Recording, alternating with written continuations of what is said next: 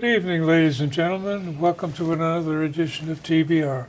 I'm George Binns, and we have as a guest this evening our local state senator, Joan Lovely. Welcome, Joan. Thank you, George. Nice to be back. And as we usually have a discussion about what's going on downtown, things are getting a little interesting these days. You were telling me just before we started that next week you got a calendar full of fun stuff. It's budget time. Yeah, one of them was the supplemental budget. Yes. And the one that surprised me is I guess you mentioned that the Millionaires Tax, which is what you're working on, by law, Yes. has to be spent. And I guess it came in at 2.2 million. Billion. Yeah, 2.2 billion, yeah. Right. I can't get used to these big numbers. I know. I know. And so far you've only spent 1 point even, yeah, Right. 1.1 billion. So, and by law, it's all got to be spent on Education and transportation, and that's public education and public transportation. Yeah. So, and that's by Constitution. Yeah. So when the voters passed that, the Fair Share Amendment, that's how that was written, so that it would go to public education, public transportation, and we try to split it right down the middle. Yeah. And we actually have extra. We anticipated that the Fair Share Amendment would raise about $1 billion a year. It's over $2 billion in the last year. So we have an extra $1 billion to spend. It does have to be spent. Yeah. And so right now that budget was released yesterday from the Senate. And it does just about evenly split between both of those items. And we are now in the amendment process where we can file some amendments if we're looking to maybe do some tweaking of it by the membership. And then we'll take it up next Thursday. Yeah, then you got to reconcile it with the House. That's correct. Because Right. they've got a different split, as I see. They do. They do. Yeah. So so they will that will go to conference committee, and then they'll iron out the differences. And then the House just did their budget last week, or Yeah. this week actually. They did their budget this week, and the Senate takes up our budget the week before Memorial Day. So our Senate budget will be released next week, right when we're doing our supplemental budget. Yeah. So for your viewers, we pass a yearly budget, Yeah. but then we do supplemental budgets throughout the year, and those supplemental budgets are sent to us by the governor. Yeah. And then we take what she has in there, for the supplemental budget that she issued to us, she had some, her priorities, and then the House put their priorities and then our priorities. So we've got a sub-budget next week. We have a House budget that passed this week, Senate budget that is in 3 weeks from now. Yeah, that's a why you lot. carry the computer around to keep track of it. That's right. Yeah, and the other thing I noticed that came out of the budget that the House approved was they didn't take up any of Governor Haley's tax incentives. Right. So They didn't, and and those were, she wants to put a restriction on charitable donations to Yeah. $5,000 for an individual, or $10,000 for a married couple, and then there's the candy tax and the pharmaceutical tax, and no one's really feeling the appetite to raise taxes, especially with all the uncertainties coming out of Washington right now. We're Yeah. just not, we are getting budget cuts, federal cuts already. We anticipate more, but we're not going to put it on the backs of the taxpayers. But we're going to have to make some difficult decisions on where we will make cuts in the budgets. yeah, because one of the things that came out with the description of the budget from the House is that they got something like $16 billion worth of federal funding Yes. built into it. Yep. And We do. We do depend and count on our federal dollars. So Yeah. we're going to have to see how that shakes out. And then if we also rely on federal dollars for Medicaid. That's mass health. That's Yeah. for our seniors. That's for our disabled. That's Yeah. for our veterans. So we have some difficult decisions to make if those dollars don't make it to Massachusetts. Yeah. Well, that gets to be one of the other questions, that if you read the newspaper, it's all, well, this could happen, that could happen, and maybe this will happen. And I guess a lot of people are worried about what the impact of the president's now you see and now you don't tariff plan. But at the same time, have we actually felt any differences? Do we have any specifics that? We do. So just last month, the White House cut through the Department of Agriculture grants that come to our local farmers. So it was about $1 billion to Massachusetts, and that actually gives the dollars to our farmers. We have this agreement with our farmers, especially in Western Mass, where we have much bigger farms, to help them get seed into the soil, grow the plants, and all of those vegetables go and fruits go to our schools and to so our cafeterias and to our food pantries. That money's gone. That didn't happen. So, to be able to subsidize, big ag gets subsidized, when you're growing hundreds of thousands of acres of whether it's corn or soybean or whatever it might be. This is small ag, but it's just as important. That money's gone. Yeah. So that happened. So does the state make that up? No. So that's just The gone. state does not make that up. Right, exactly. So we do have $9 billion in a rainy day fund, but we are restricted on how that can be spent. Every time we touch the rainy day fund, that affects our credit rating. We want to make sure we keep our credit rating. In Massachusetts, $9 billion in the rainy day fund is very healthy. So we're in good shape. If we hit a recession, which the economists are saying, the Senate just met this week with the general counsel from Canada.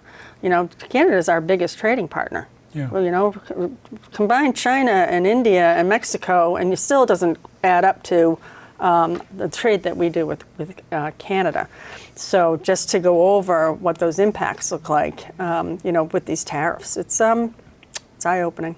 Yeah, and you talk about our relations with Canada. It took the longest time to get the cable from Canada's Quebec Hydro Right.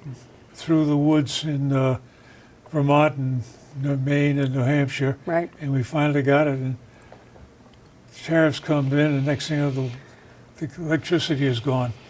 And it wasn't because of the tariffs, but they never said what happened.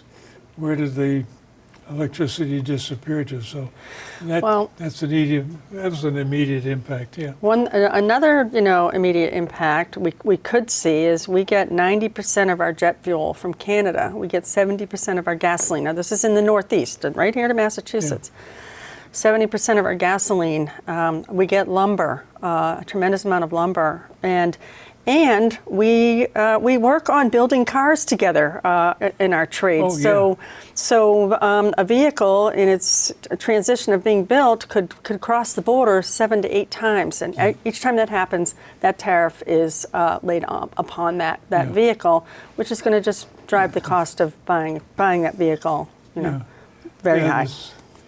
There was an article I saw about the deteriorating relationships between Windsor Locks in Canada and Detroit, because exactly as you say, cars and pieces are shipped back and forth across the border. Right. And there's a lot of American cars that are finally assembled in Canada, and they come back into this country to get sold again. So it's going to be a messy situation. And it is. It is. On one hand, I can see the concern that the fentanyl coming across the border is killing people. It's a serious problem. Right, and so you know what? The Canadian the General Counsel brought that up, and even before the current administration took office back in January, Canada at the border was working on that with drone technology, and they have now since January they have seized I think she said 40 pounds of fentanyl, not thousands and thousands of pounds that flow currently, especially from our southern border, but they've knocked it down to under 1%, and they're continuing to do that. It's killing their people too, so they want to make sure that they are really locked down. So it's Yeah, that was a problem on both borders in right. And the problem is China is shipping in the ingredients. They finally get manufactured into fentanyl, stamped into pills that look like something else, and then slipped across the border. So Right. Yep. it's a real problem, and I think that's worth motivating people to, hey, cut this out. We don't need the pills. Right. Yeah. Right. So, And we're seeing change in spending behavior by consumers. People are now starting to cut back because because of all the uncertainty. This is what's difficult about this kind of almost hour-to-hour changes coming out of the White House. That the consumer behavior on spending is changing. So it's difficult.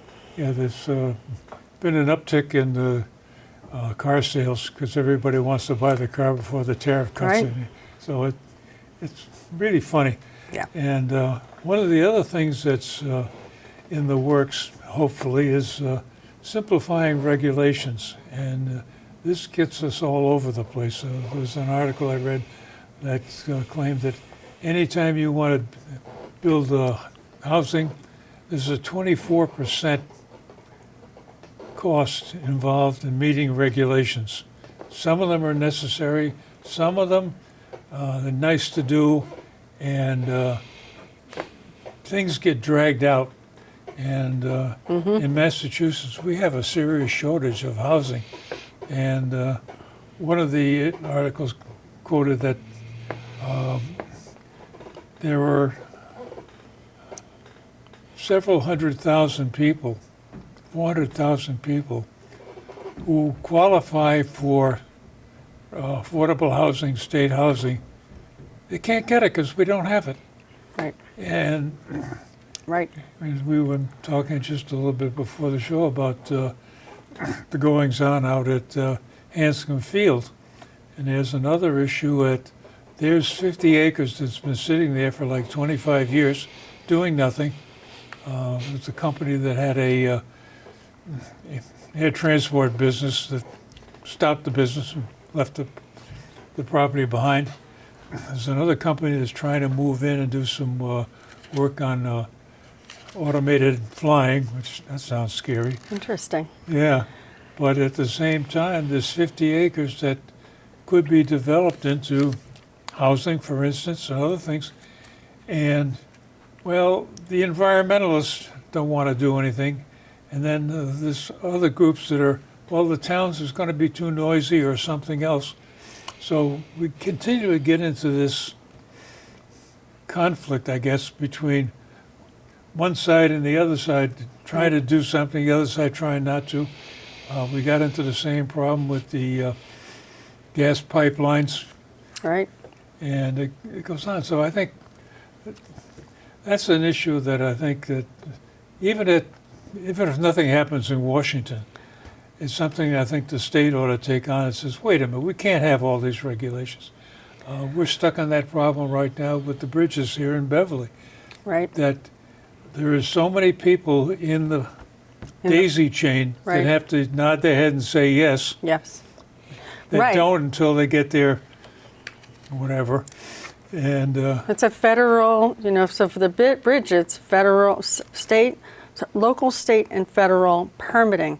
And it should happen in parallel, but it doesn't. A permit will happen locally and then state and then federal and then back to state. And it's a kind of a zigzag as you go. We've really been pushing both state regulators and federal regulators to parallel that process. And we've made some good progress. I want to, MassDOT has made this a priority. So, we will be in the ground, or the new bridge for Hall Whitaker will be, I believe it's the fall of 26 when we'll really start to see the physical replacement of that bridge with a temporary bridge. Yeah. And then this summer, we will see some closures on Kernwood Bridge while they are reinforcing that bridge because they need to keep that open. yeah, But it's at or after its life expectancy. So, and people ask, how did we get here? What happened? And that's a really good question. We will tell you, before the pandemic, there weren't many federal, state, local communities, Beverly couldn't afford to build a bridge. No. The state, there are so many bridges that need to be rebuilt that we have to rely on our federal partners to be able to make that happen. Under Biden's Build Back Better, that's where those dollars came from. And so Massachusetts has the money for that bridge work. And so we're continuing to do that. But you're right, it takes a long time. Permitting, I just was having a discussion today with the chair, the Senate chair of Housing, talking about local permitting. Even local permitting can hold projects up. Yeah. You're trying to put a deck on your house, it could take you months and months and months to get that permit. Yeah. So we need to ease that. Yeah, and again, that's people that could be working and they're not, which is another one of these issues that, there's a lot of people in the state that are unemployed, and these kind of construction jobs are one of the first opportunities for a lot of immigrants, migrants, and Yes. people that have got out of are trying to move beyond. Do you want fries with that?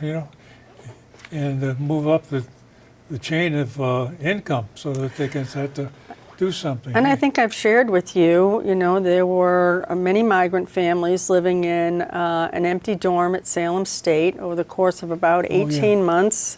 And the state worked closely with them to, English isn't you can't speak English, we're going to give you English language classes. They worked on getting permitting, and all of those families are now, that dorm is empty now, and all of those families are in the workforce. And a great example is Salem Hospital. Salem Hospital is at full census in the cafeteria, in the laundry, in food service, in transport. They have a full complement of employees, and many of them came from that. So they're going to do the cycle all over again, refill the dorm? And No, that dorm is actually set to be sold. It's a surplus asset that Salem State has through the state, so that's why it needed to be empty. But it was sitting there empty for 18 months, and the state and the city made use of it, got these families on their feet. Now they are living in the community and working. Yeah. Oh, that's all here documented too. I just want to stress that they were all here documented and now working towards their residency. So you get into some of these issues that are hanging up a lot of development because of the regulations, and we've talked separately about nuclear power. That's a prime example. Yeah. The NRC came into existence in 1975, and I think they've built 3 power plants since then, and 2 of them were in the last 2 years. And just, you see these horror stories of companies spending billions of dollars trying to get something to happen, get the paperwork through the NRC, and they get to the end of the line and say, we give up, we can't do it anymore. And, it's expensive. It's so expensive. Permitting is very expensive. It could take, especially something for building a nuclear power plant. It could take years to put that. A decade, maybe longer. I don't know a lot about it, but that is certainly something. We have to have a diversified portfolio for our power, and that's why we still rely on natural gas. So coal, we're pretty much gone with coal, although that could come back in certain parts of the country. Yeah. But we're trying to move towards these clean energy goals, and offshore wind is one of those. Now, again, the White House is not interested in that, so there's there'll be a pause on that. Yeah. But there will be a new administration that sits in 3.5 years, and we need to be ready to be able to do that. That powers, those offshore wind turbines power a lot of homes. Yeah, and there's another big expense item coming down the line of because wind and solar are intermittent, you got to have battery backup. Right. So there's a plan to spend, I think it's something like $3 billion on batteries to smooth out the system. Right. And one of those batteries is about as big as a trailer truck, the trailer on the back, and they cost on the order of $1,000 per kilowatt. And Right. By the time you put everything together, it's $1,000 per kilo. The battery itself is only like 500,000, 5,000, 500 bucks a kilowatt. The whole setup, by the time Yeah. you put in all the electronic stuff to convert the AC to DC and the DC back to AC, and Right. it's messy. It's a big deal. It is a big deal, Yeah. and there is an expense to it, and so we're trying to balance that so we really can get to clean energy goals, which is attainable in the future. We just have to you want to be able to go over and flip the switch and your lights come on, and use your internet, and so I feel confident we'll get there. How we get there is how really what. I think that's part of the problem. We get into some of these arbitrary goals, and people say, well, we'll make it a law. Well, that's nice, except you run into reality. And where we run into reality recently is we aren't going to have all those electric trucks by next year or the year after. Right. I'm hearing a lot about that. And so now we're into a situation where dealers have got gas-powered, diesel-powered trucks available. Yep. They got customers for them. They can't sell them because they didn't sell the right number of electric-powered trucks. And the government provides some sort of subsidy to somebody to buy an electric car, an EV, but are they subsidizing the truckers?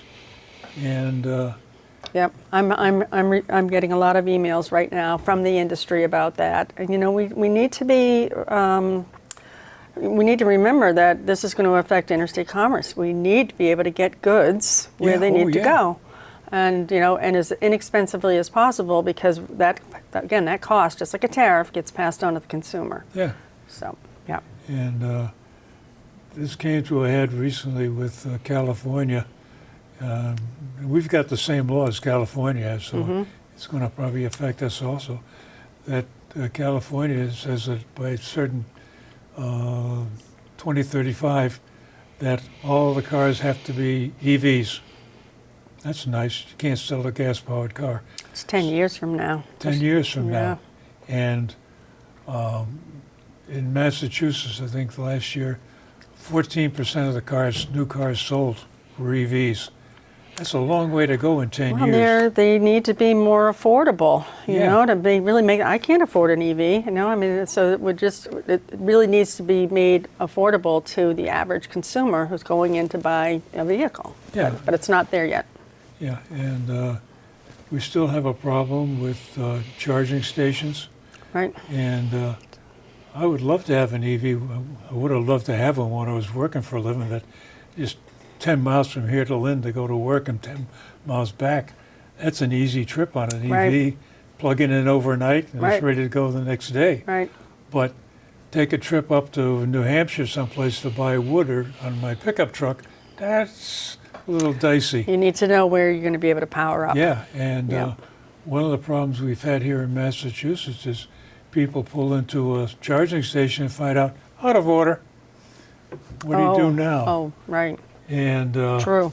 this is part of the program that Biden instituted to put EVs around the country, charging stations for EVs around the country, and it didn't happen Right. because of one thing and another. So, it gets to be kind of messy to actually make something happen. It's a nice idea, but you got to make it happen. It's got to be there's a transition to it, and so how do we make that happen? Right. Yeah. I agree. And the other issue that keeps coming up is the tax rates in Massachusetts are kind of challenging. Not as bad as California, but it's still challenging. And there's a number of people leaving the state, and the number I picked up is